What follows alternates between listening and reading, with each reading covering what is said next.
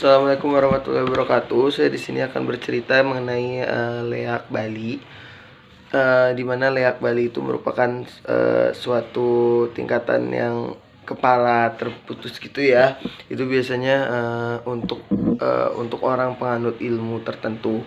Jadi dikisahkan ada dua wanita perempuan muda remaja mengikuti sanggar tari, yaitu namanya Madensri dan Bedinde.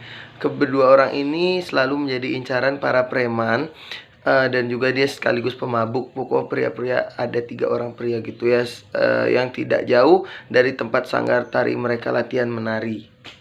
Kemudian pada suatu waktu sudah 3 kali si Bedinde ini latihan sendiri, dan badannya itu terlihat molek ayunya, terus sehingga memancing untuk para pemabuk itu mendekatinya.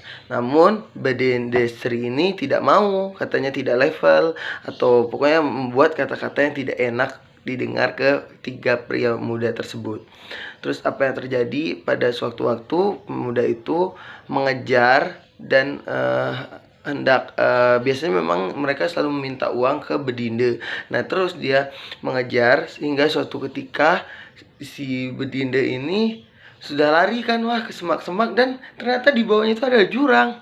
Dan dia tuh tidak tersadar ketika itu runtuh ya tanahnya dikit, jadi dia jatuh ya. Terus kemudian 3 pria itu kembali gitu, dan seolah-olah dia memainkan peran untuk tidak ada yang terjadi apapun di sana.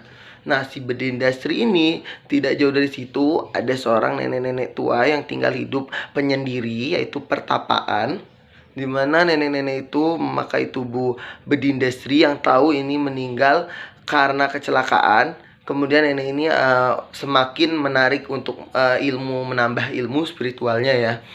Terus ketiga, si pemuda ini diganggu ya, diteror oleh si Bedindastri yang telah mati, di mana tubuhnya itu dimasukkan jin oleh si sakti nenek-nenek yang menemukan jasadnya.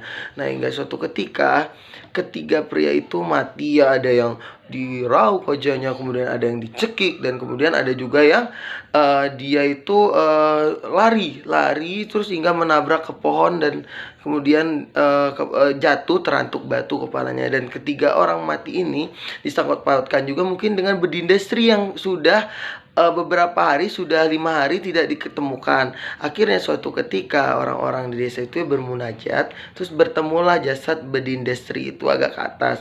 Nah, dan nenek itu sih tidak tahu dan menghilang. Konon katanya tidak ada apa-apa di bawah jurang tersebut. Nah, mungkin itu adalah sebuah desa gaib. Nah, inilah cerita tentang awal mulanya ilmu leak Bali gitu.